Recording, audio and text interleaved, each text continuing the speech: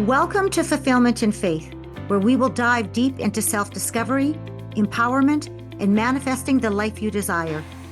I'm your host, Shannon Mondor, and through my own experiences with addiction, sobriety, and personal growth, I've learned invaluable lessons that I'm passionate about sharing with you.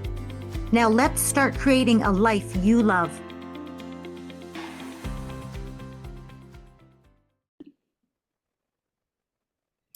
Hello, everybody. My name is Shannon Mondor, and I want to thank you all for coming to my podcast, Fulfillment in Faith. Today, my absolutely beautiful host is Tomeka Jones, and I want to let everybody know that with Tomeka, she is very special to me because she was actually one of my clients.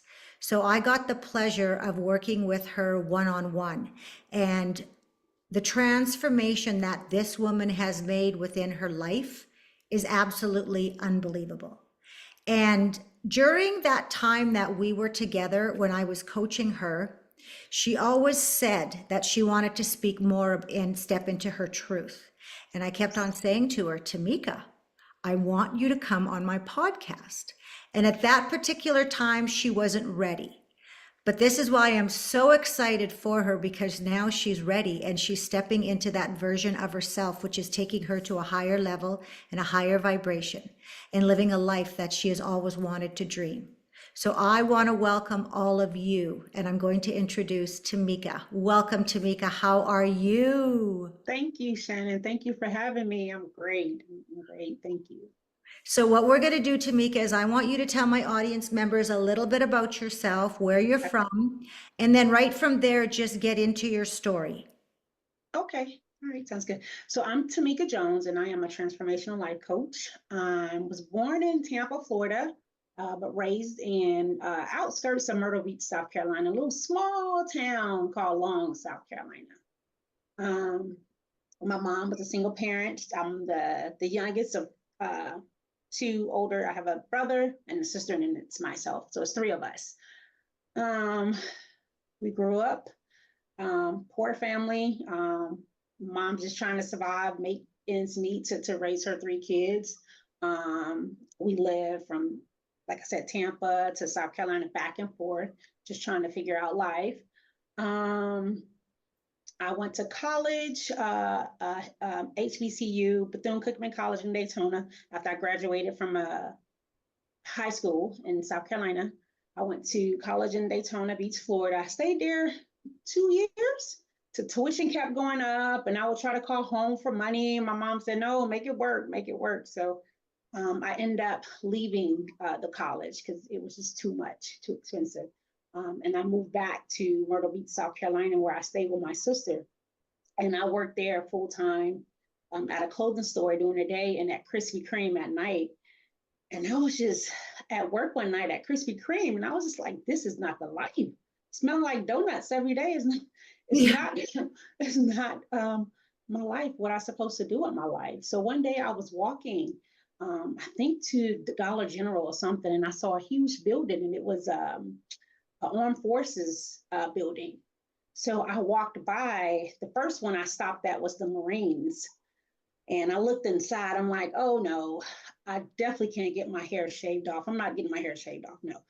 Refuse to look like a boy. So I'm not going in the Marines. Let me just pass by that office. So the next one was the Navy. I'm like, oh, no, definitely not. I can't swim. Nope, I'm not going to do it. So I end up passing by the Navy office. So I walked into the Army office, and it was about maybe 5-6 guys, soldiers, recruiters in the office, and immediately they just swarmed me. I'm like, oh, wait a minute, like a piece of meat. No.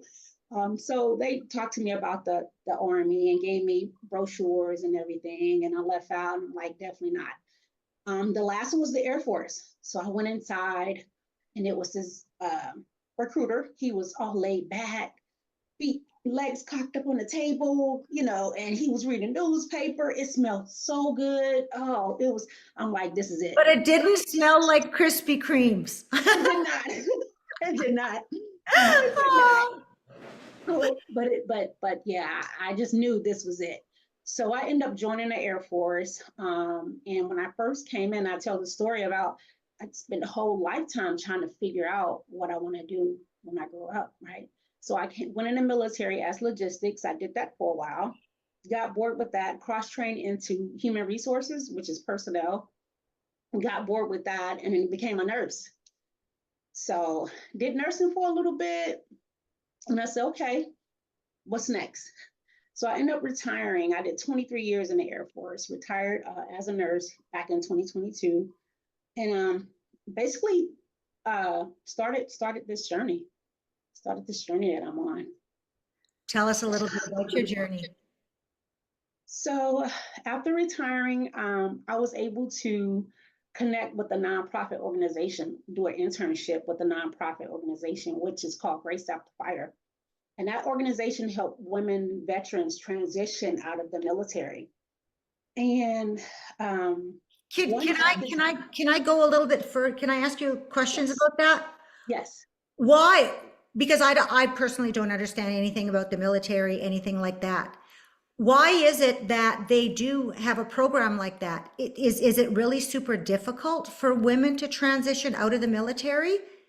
it's difficult. It is difficult. For me, it was difficult because you're so structured and everything in the military, it's a purpose for everything, right? And you know what to do, how to execute. You know, it's just like clockwork, right? But when you get out into society, it's totally different. You have to figure it out. You can't just call someone and say, hey, you know, I need an appointment for whatever. And they say, okay, no, you have to call. When I separated and had an appointment, I had to connect that dot, connect that dot, connect that dot in order to get an appointment and do all the things. But in the military, to me, it was just straightforward. But transitioning out is different. It's different because nothing is straightforward. I feel like in the military, I felt like everything was straightforward.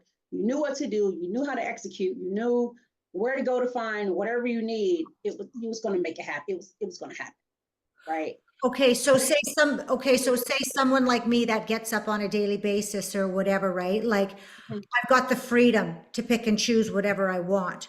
Where that freedom, are you saying, was basically kind of taken away from you because this is what you're supposed to do day in, day out? Boom, boom, Day boom, in and boom, day boom. out. Yes. And the biggest thing Okay. for me, well, my transition, and I'll get into that, was my identity. I lost my identity. Yeah. Like, Oh, yeah, I um, could see that. yeah, Okay. Yeah, I was just trying to, because I'd never heard that before, Tamika. yeah, You saying that was the first time that I had ever heard that.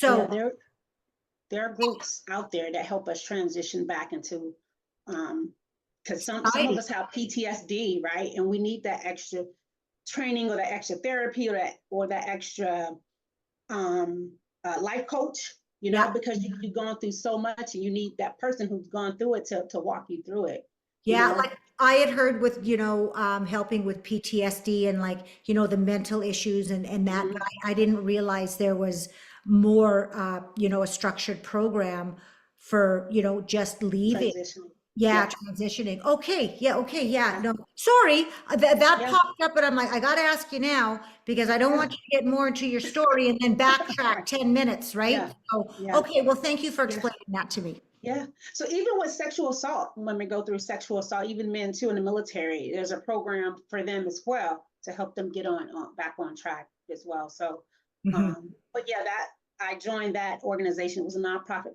organization, and the CEO at the time, Mia, she asked to meet with me. So we met halfway. Um, the what the main I guess office is in Houston, and I live in San Antonio. So we drove halfway to meet up, had lunch, and one question she asked me, right? We talked and we did all the things, and then she stopped and she asked me, "Who are you?" And I'm like, "Why did she ask that?" You know, I'm thinking it like, "Who am I?" You know, and she's like, "Who are you?" And I just started crying. I just started bawling. Like I couldn't. I I didn't have an identity. I didn't know who Tomeka was based on all the, okay, I'm a nurse, I'm an officer, I'm a veteran, I'm a single mom, I'm a, all these accolades and all these titles, but who are you to the core? So that sparked up my self-love journey of healing and self-discovery. And that's where I took I was a client of yours, and I went through the things, and just started on this journey of mine. And what I love about, figuring out who you are, and I'm going to let the audience members know that Tamika is wearing a shirt that says, I am, and then it says bold, beautiful, strong, worthy, confident, unique, smart. And that's one of the things that I really instill with my clients within my programs about who they really are, who their identity is. Because a lot of times our identity that we carry is not ours. And that's what was happening with Tamika. That's what happened with me. I carried that identity for years, for 50 years, that I was dumb, I was stupid, I was ugly, I was never going to amount to anything. But that was the identity of my abuser. That was the Yeah. same thing that was happening with Tamika. And it was just a real eye opener, because once you figure out what your identity is at that point with me, which was a total lie, and I realized it, then I could start working on my new identity. And the I ams and anything that comes after that is how you view yourself. And that's why Yes. I love Tamika's shirt. And that's why I really instill in these people, I am strong, I am beautiful. And the beautiful thing about that, Tamika, is, and you know just as well as I do, when you say those I ams, there is feeling to it now. Like I've got chills, right? There Yes. is feeling to it. You actually feel that about yourself. But it does take work to get you there, and Yes. that's what people need to understand. If you're having a hard time, because yeah, you gotta go past those labels and the titles, past I am a mom, I am a teacher, or I am this, I am that. You really got to get to the core. And that's where people have a problem. What are Yeah. they to the core? Yeah. And that's what I had to come to realize, that yeah, I'm more than what I went through in childhood. I'm more than that man, my mom's boyfriend, who was going to beat me with a belt buckle, because he was mad at my mom for going out on a drug binge. My mom was on drugs during my um, younger childhood life. She was on drugs. First, it was alcohol, and it resorted to drugs. So she wasn't physically or physically there, nor emotionally there for me. Yeah. So, and he was mad because my mom had left for, I think it was almost a week, and she just went on one of her drug binges, and he was upset at her, and he said something to me, and I probably said something back, and he took off his belt and had his belt buckle, and my sister was in the other room. Thank God she was there. She said, "No, you're not going to beat my sister." So when my sister left, he ended up saying, "You're going to be nothing, just like your mom, nothing." Mm-hmm. So that stuck with me, and that played in my mind over and over again. Like I said, until I had to define who I am, right? And And and and that really takes years, because you really got to think about it, like you were told that, so you kept on replaying that in your mind, your subconscious, and then it locked into your subconscious mind, right? But and that was years to program you. Now, to unprogram that, that's right, why, you can't just shift your thoughts immediately. You can't. no, no, That's takes why it's time called transformation, because you've got years to of transform. damage that you have to unravel. So Yes, if you I think you're going agree. to do it, in 2 months, or, whatever, no, like I'm still transforming, Yes, and I will for the rest of my life. yeah, But yeah. that's what I love about this, because I love everything about it. So Yes. it's And like, bring it this on. is my I am affirmation shirt. This is one of my favorite shirts. So I do apparel as well, but we'll talk about that. But this is my Mm. favorite. I had this on on at the airport. I think I was in Atlanta, and a lady walked past me, and then she walked back, and she started crying. She said, "I needed to see this today. I needed to see it, and I feel it." She said, "I'm going through so much in my life. I really needed to see that." And I'm like, "Oh, okay, I get it now. This isn't just for me, it's for others as well, you Yeah, know." it really Yeah. is. It So, really yeah, is. Yeah, yeah. that's So good. where did that organization take you from there then? Okay, so from there, Grace After Fire, I've did that, and like I said, I went through my journey, self-love, and just trying to find Tameka. Yeah. And I was in my closet one day, picking out a t-shirt, and I'm a t-shirt queen. I love t-shirts. And the word flawless hit me. And I'm like, flawless. Okay. All right, whatever. And then the next day, the three words came right after that: resilience, confidence, and self-love. So I'm like, oh, this is super dope. I can tell my story through my apparel. I don't ever have to speak again. Thank you, universe. So, so I started an apparel company, right? Just telling my message, sharing my story through my apparel. Um, Needless to say, a year and a half, 2 years later, the universe, God said, no, that's not where I want you. I want you to go higher.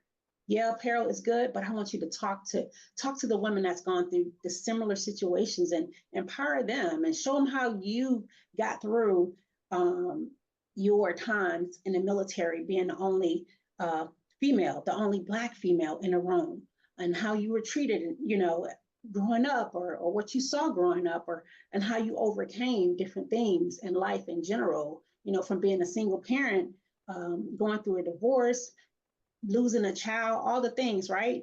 Right, So that's kind of where it led me, and that's where I'm at today. So right. yeah, right. And that's the one thing, because I talk to so many people all the time. And what I love about my work is I'm giving people that space to start to share and tell their stories. And that's why I had initially had my podcast. I did that series, You Are Not the Only One. And then I just Mm, do it completely into fulfillment and faith. Um, but it's really unbelievable, because whoever is listening to this story, and if you think that you are the only one that was brought up in an environment, when you were a child, that being abused and all of that, oh my gosh, you are one of thousands and thousands and thousands of people that have gone through that. So that's why I do this podcast, because you are not the only one. right. It just gives people like you and Tamika and whoever comes on here the chance to share their stories, because they want to let people know that they've been there. They know exactly what it's like. They want to help you, you Yeah. know? And that's the most important message that we can do, because all Yes. of whatever happened to us, that you look at it now, I look at it now and it's like, wow, I learned so many things throughout that Hmm. whole time. And Hmm. so those learning lessons were brought forward to me, unfortunately, in not very good circumstances. But you know Yeah. what? I learned from them. Big time. Yeah. But you know what, too? Things began to shift for me when I changed my perspective as Mhm. being a victim Yeah, versus someone that's strong, someone that's beautiful, someone. So mindset is key, and you drill that so much. Um, um, as a client, you taught that yeah, mindset is key to changing anything in life, right? And to know that, and I remember you saying this to me, that know that life doesn't happen to you, it happens for you, yeah. right? So And yeah. that's the thing is once I really started to look at my life, I played the victim for years and years and years. And that state of being in victimhood is what really stopped me from going forward. And I just got comfortable being in denial, being a victim, blaming everybody else. Well, no, you can't do that. You have to start taking responsibility for whatever actions that I played in and whatever it was in my past, right? And once you can get past that, then that's when you can start to bring in all these other feelings and emotions and seeing other people with compassion and love and forgiveness and all of that, because where it really starts is you taking accountability for everything Yes. that happened. You can't, I'm not saying take accountability for the abuse or any of that, but you can't control that. But you can control stopping those emotions within inside of you and going forward and healing. It is your job to heal yourself. That's your job, as far as I'm concerned. So yeah, throughout this whole process, Tamika, what do you feel um, is the biggest thing that you learned to bring you forward to where you are now? The biggest thing, mindset. It goes back to the biggest thing that I've learned is being able to shift my mindset and being mindful of my thoughts. When a small self-limiting belief or something I tell myself, okay, Tomeka, you can't do that. You know, you hate public speaking. You know, you're not good at speaking. You know, the ums, the us, when that stuff start creeping in, right? I have to be mindful and say, no, shut it down. Nope, I'm me. This is who God made me, right? And I'm going to deliver my message, and I'm going to tell my story, and I'm going to help other women, because that's that's what I'm built of. That's my DNA. Hence, that's why I joined the military, to help others. Hence, that's why I became a nurse, to help others. And that's just, service is part of me. It's part of my DNA. Yeah, and it's so funny when you talked about your ums and your ahs, and like that was stopping you from public speaking. I went through that stage too, and it's just kind of like, you know what, that's who I am. Exactly what you did. But where it really started to bother me was where I would become, I'd get so emotionally involved with my story, because of course it takes you back to those times, of abuse or the abandonment or the shame or whatever.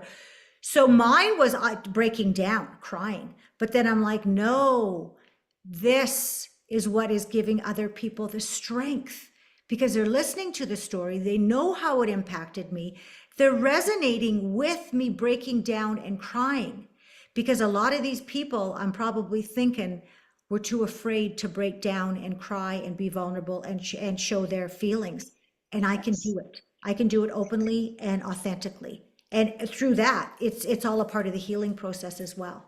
Yeah. Yes. And something else that I just thought of too, you asked what have I learned and what have I changed? And one thing that have gone through most of my life was um, embracing my birthmark. I have a birthmark, beauty Yep. mark.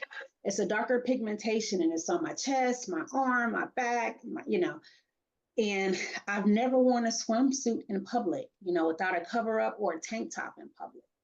Um, but I said, no more. This is me. This is who Mhm. God made me. I'm perfectly created, crafted, handcrafted. So this is me. So I've learned to embrace it, right? And, just looking back um, at everything, what if my mom would have said, Tamika, take that jacket off. It's 120 degrees out here. Take that. You're beautiful just as you are. Yeah. Take it, what if she would have, embraced it instead of, think you'll look good with that sweater. Put that sweater on, or whatever the case may be. But what if she would have said those things? Mm-hmm. Yeah, exactly right. So anybody that's going through, the journey that you went through, what is it that you would like to give them advice on? I would tell them to love themselves. And if you don't know what that looked like, find a coach or find a pastor, someone that you trust, and that's going to help you get there, right? Because we cannot love anyone else if we don't love ourselves. Yeah. We A can lot of say it all the things. Yeah, and there's like I still have a coach to this day. I will have a coach for the rest of my life, most likely. Um, but they see things that you don't see. And that's what I love about the whole coaching world. Um, and then my coach has a coach, and that's what I just love about it, right? Yeah, because Because I pair it. I have a therapist and I have a coach. When you pair them yeah, together, yeah, the therapists help you with the past, and your coach help you walk into your future. yeah, And yeah, yeah, yeah. it's absolutely beautiful. So I want you to tell the audience members, where are you now in life? Like what is it that you're actually doing to help people out there right now? Like I know that you wrote a book and there's a bunch of different things that you've done. So let the audience members know all about that. So right now, I do have a coaching program. I have several coaching programs on my website. So I'm coaching. I'm also getting involved in local events. And also, I do have a book. It's called Riding the Waves to Self Confidence. It's on Amazon as well. And that basically just talks about being confident, riding the waves, which is life, right? We're gonna have some ups, we're gonna have some downs, but being persistent and keep at it. And confidence don't come overnight. I struggle every day. Some days I have good days, some days I don't, right? So that's my book. And like I said, coaching, I have different programs, 101 and also group coaching as well. Um, what else? And just trying to get involved in the community and help where I'm needed, pretty much. And I just want the audience members to know as well too, that all of the information for Tomeka is in the podcast notes. So if you want to reach out to Tomeka, email her, whatever, everything is all in there. It's available for you. Is there any final words that you would like to say, Tomeka?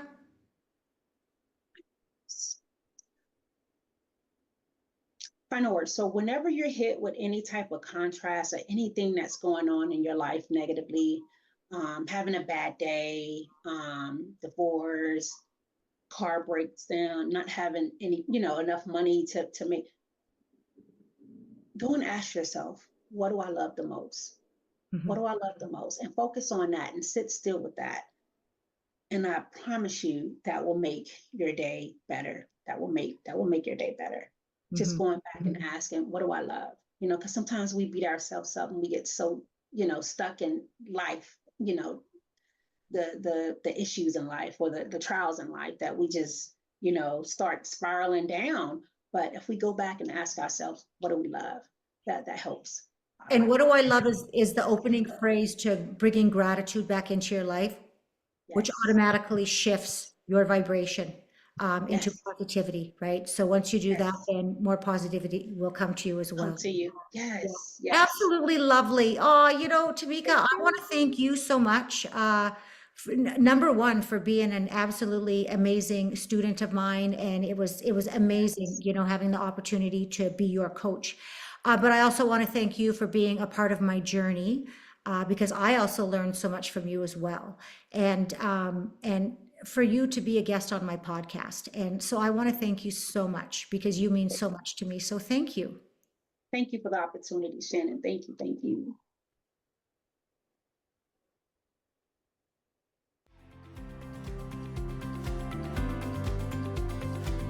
Thank you for tuning into Fulfillment in Faith. If you're ready to take your faith and empowerment to the next level, connect with me at shannonmondor.com. Remember, you are not alone on this journey. Together, we can create the lives we love. Until next time, stay empowered and keep the faith.